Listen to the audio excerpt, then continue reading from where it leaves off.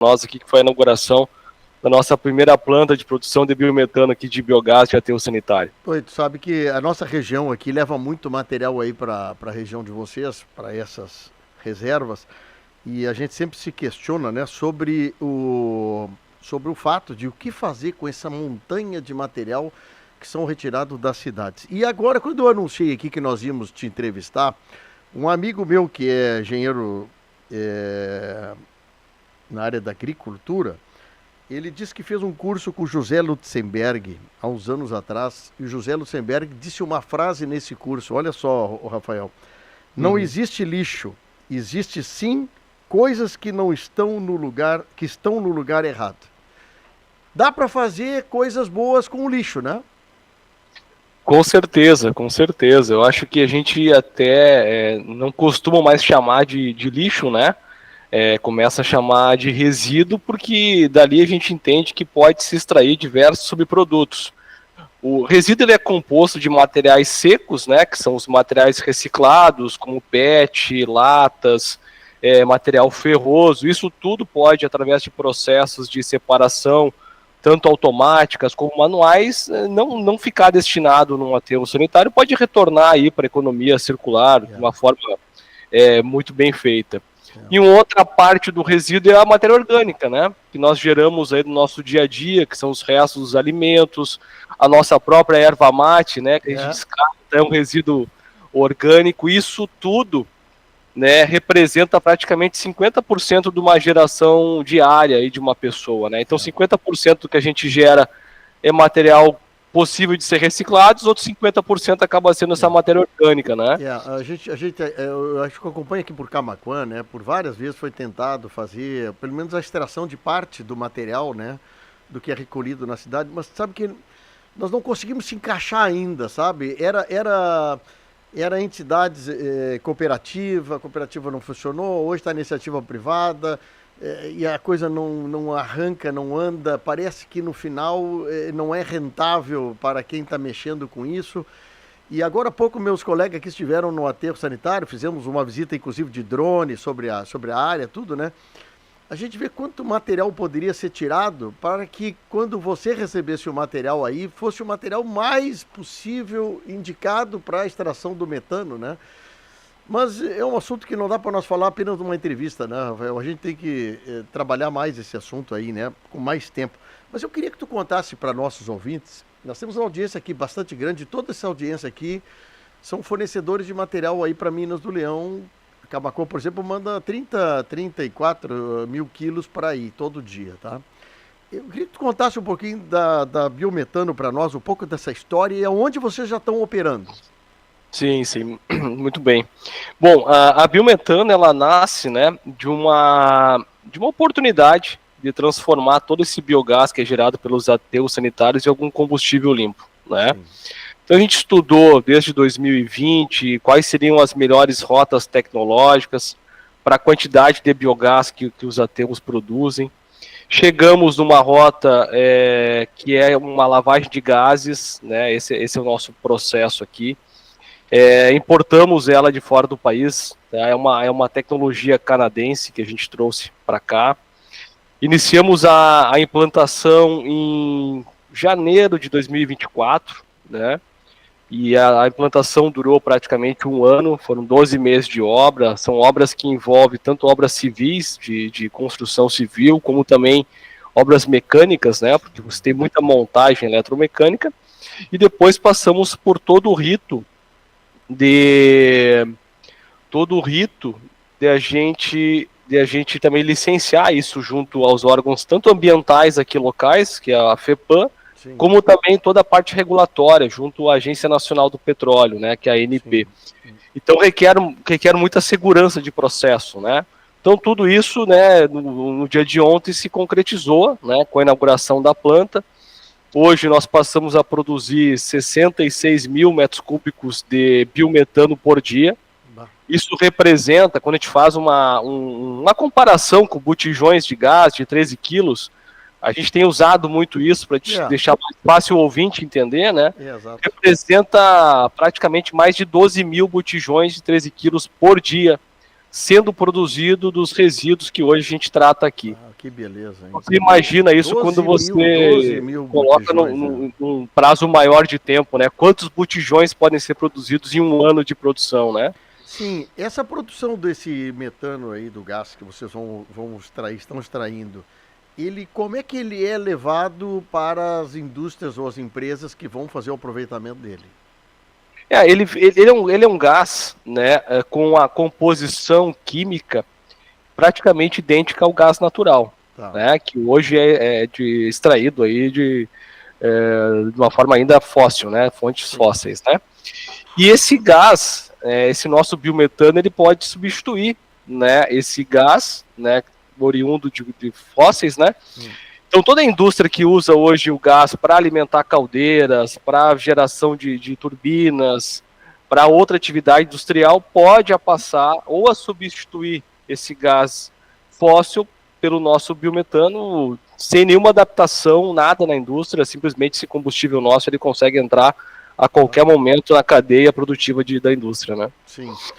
Tem uma empresa que vai fazer a transação do gás com o mercado? Como é que é? Sim, aqui nós temos no próprio nosso aqui, estabelecimento, nós temos também uma área de compressão, né?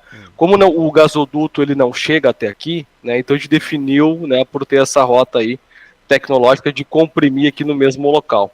Então a gente comprime esse biometano e através de mesas de carregamento a gente carrega carretas de até de 6 a 8 mil metros cúbicos de capacidade.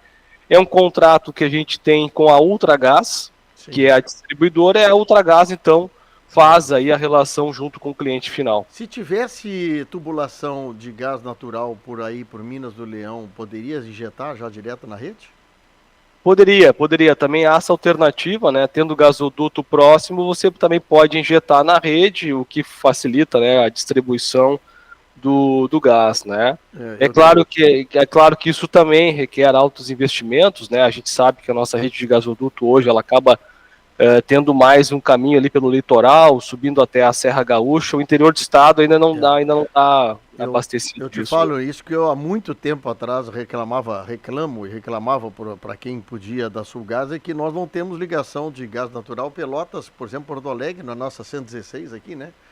E que poderia essa rede ajudar, e agora vocês estão dando uma demonstração de que vocês poderiam injetar o gás numa rede de interior em direção à capital ou outros centros, e não pode em função da logística que não tem, né?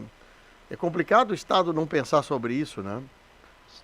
É sempre uma dificuldade maior, né? Quando você não tem um gasoduto ligando a sua cidade, você acaba tendo algumas restrições aí de infraestrutura e a indústria acaba se aproximando de regiões mais propícias, né? Sim. O que a gente vê também como alternativa da produção do biometano de forma descentralizada é exatamente essa. Como a gente possui aterros sanitários aqui em Minas do Leão, Santa Maria, São Leopoldo, Giruá, a gente também consegue, através dos nossos futuros investimentos, a produzir gás nessas regiões. Sim. Vou citar o exemplo de São Leopoldo. São Leopoldo é uma região metropolitana também, que nós estamos num projeto já bem avançado. A partir de junho do ano que vem, São Leopoldo já vai produzir 35 mil metros cúbicos de biometano dia. Outro projeto bem bacana são os projetos do interior, né, que Santa Maria, Giruá e Vitor Grefe. Nessas regiões que o gasoduto hoje não chega, também poderão ser abastecidas através da produção na própria cidade, né? Deixa eu te perguntar uma coisinha aqui. Eu não sei se tu conhece Camaquã, aqui a região. Conheço. Tá. Mas é justamente sobre isso, desconcentração que tu falou, que eu gostei da palavra. Por exemplo, Giruá e Vitor Grefe, são usinas menores, são aterros menores? Como é que funciona lá? São aterros menores, né? Os aterros de Giruá, Vitor Grefe e Santa Maria são aterros que recebem em torno de 700 toneladas de resíduos por dia, mais ou menos isso. Então atendem 50, 60 cidades do entorno, né? Sim. Então esse é o modelo de aterro do interior. É bem maior daqui da nossa região. Eu não sei quanto a nossa região comportaria de recolhimento diário, né? Na região sul, aqui Pelotas, Rio Grande, vocês têm alguma operação ou visualizam alguma operação? A gente não tem nenhuma operação ainda na região de Pelotas. Nós tivemos há pouco tempo um processo, vamos iniciar um estudo na região ali de Pelotas ainda, né? Estamos tentando viabilizar áreas, né? E o mais recente é o empreendimento nosso, que vai ser já começado as obras em Alegrete, que seria uma região também que hoje não é atendida, né? Sim. Os resíduos da região, aí, principalmente a região da fronteira, acabam indo grande parte ou para Minas do Leão ou para outros aterros localizados ali em Candiota, né? Eu te falo assim, em questão de logística, para nós aqui, Pelotas, e nós aqui até Minas do Leão, mais ou menos, acho que deve ser um pouco mais longe aí, um pouquinho mais longe. Mas é uma região, eu falo, né? Porque é uma região complicada na beira do mar, beira da lagoa, né, Rafael? Os prefeitos de lá devem ter a mesma dificuldade, mesmo problema que nós aqui temos, né? Que é lugares com lençol freático muito baixo, né? Muito alto, que é o contrário. Isso tem problema, tem que transportar muito material para fora. E daqui a pouco é um interesse regional de estabelecimento aqui, né? Nessa São Lourenço ou Camaquã para baixo, né? A gente vê como uma grande oportunidade, né? Principalmente a região de Pelotas e Rio Grande, que hoje transporta seus resíduos aí a longas distâncias, e ao mesmo tempo a gente vê também como um grande desafio, porque realmente as áreas dessa região são áreas mais difíceis de a gente encontrar. Mas a gente tem bastante estudos aí avançados na região, estamos procurando viabilizar. Eu acho que essa região do estado é fundamental que tenha uma solução ou na região ali de Pelotas, na região próxima, porque o grande gerador de resíduo dessa região é Pelotas e Rio Grande, né? Então a tendência ali, é que a gente... alguma área do entorno ali, Canguçu, que é mais alta, é mais tranquilo, né? Capão do Leão, Capão né? do Essas Leão. regiões todas aí podem ser ótimas oportunidades. Porque, só para ter uma ideia, qual é o impacto financeiro, por exemplo, no que diz respeito à geração de imposto na conquista desse gás através do metano, hein? O que a região conseguirá faturar, incrementar, por exemplo, em renda, por exemplo, aí? Sim. Como ele é um produto, né? O grande imposto aí que se tem é o recolhimento do ICMS, né? Sim. E parte desse ICMS ele é repassado para os municípios, né? Para te ter uma ideia, aqui em Minas do Leão vai gerar em torno de 12% em cima de um faturamento de 5 milhões por mês de recolhimento de ICMS. 50 mil, 60 mil reais. E parte disso é repassado aos municípios, né? Sim. Então é uma arrecadação até importante, né? Porque hoje o aterro, na verdade, já contribui muito para o município, né? Quando você avalia ali o recolhimento da questão do ISSQN, né? Sim. Que em torno de varia de 1 a 4%. No caso aqui de Minas do Leão acaba tendo uma ótima arrecadação através disso, né? Hoje a CRVR, que é a proprietária do aterro sanitário, acaba sendo a principal receita, né, do município aqui de Minas do Leão. Então acaba sendo uma receita bem relevante para os municípios médios e de pequeno porte, né? Esse processo do biometano, ele está hoje, então, 5 municípios do Rio Grande do Sul andando, né? Isso, exatamente. Nós temos já 2 projetos bem concretos, né? É o Minas do Leão, que nós inauguramos ontem. De São Leopoldo também já estamos em fase de implantação. E estamos projetando levar isso também para Santa Maria, Giruá e Vitor Greve. Estamos numa fase ainda de avaliação técnica e econômica, né? Para definir escala, definir tipo de investimento e tipo de retorno necessário para viabilizar. Mas acreditamos muito que isso vá se concretizar praticamente no ano de 2028 e 2029, esses empreendimentos aí no interior do estado. Uma curiosidade, Rafael, por exemplo, se nós conseguirmos fazer a reciclo de material, extrair materiais nobres dentro do lixo, isso para a usina é um bom negócio? Eu retirar esses materiais que são dificultadores na decomposição? Ele é bom porque a gente também tira espaço do aterro sanitário. Tá. Quando você implanta o aterro sanitário, você tem uma vida útil, né, que pode ser 20, 10, 15, 40, 50 anos.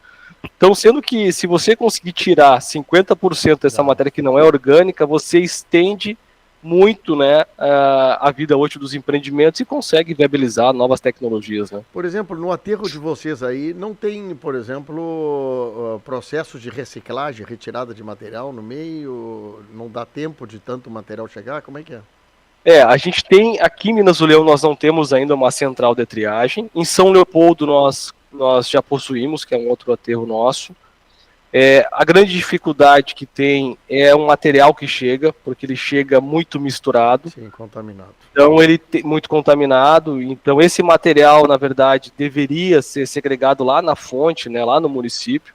Mas a gente sabe que os municípios ainda não possuem coletas seletivas bem feitas. A gente sabe que tem um desafio grande em relação também aos custos disso, né? E a gente está testando. A gente colocou nossa primeira em São Leopoldo. Estamos aprendendo ainda a trabalhar com esse material mais contaminado. Já conseguimos bons números, é uma planta de 400 toneladas dia, né, de processo semi-automatizado, né, ele envolve tanto a parte de catação manual, com colaboradores, como também partes mecanizadas, mas é uma usina que a gente está entrando com 400 toneladas dia e está conseguindo retirar 8% de material reciclado.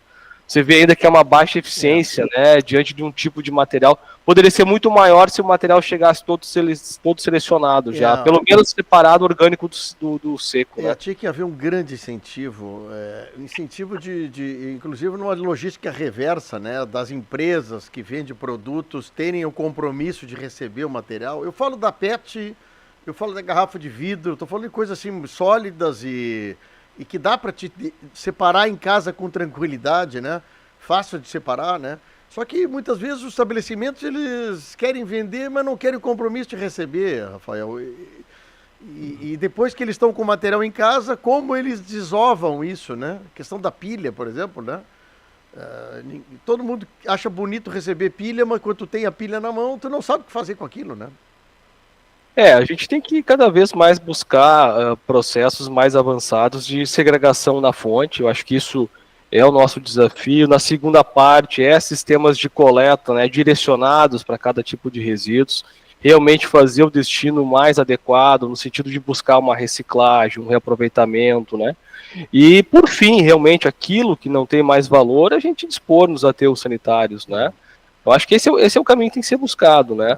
A gente já vê os aterros recebendo matéria orgânica, isso ainda acredito que ainda é muito viável, né? Porque o aterro começa a trabalhar como se fosse um biodigestor mesmo, né? Transformando essa matéria orgânica em 2 subprodutos importantes, que um deles é o biogás, né? E esse biogás muito rico em metano. Então isso é extremamente valioso já, né? Que coisa boa. Rafael, parabéns aí para vocês, para a empresa, para assumir um negócio tão positivo, tão bom isso aí, cara. Olha, a gente saber que a gente está, pelo menos a nossa região está colaborando um pouquinho para devolver o material aí para o gás, para a economia, para a geração de energia, né? Muito bom aí, Biometano Sul, o diretor executivo é o Rafael Salamone, que bate papo comigo nesse momento. A Acústica FM parceira desses assuntos positivos, viu, Rafael? Que legal, obrigado pela oportunidade, mandar um abraço aí para todos os ouvintes da Rádio Acústica de Camaquã, é um cliente importante para nós. Fica aqui o convite, né? Todos que quiserem conhecer o nosso empreendimento, pode entrar nos nossos sites, agendar visitas, a gente sempre procura atender e abrir as nossas portas para mostrar o que a gente faz. Eu tenho muita curiosidade de conhecer o sistema de vocês, vou aproveitar essa deixa tua, vou fazer uma marcação, agradeço a Camila aí pela tua assessora de imprensa, prestigiar essa entrevista. Um abraço para ti, bom trabalho, viu?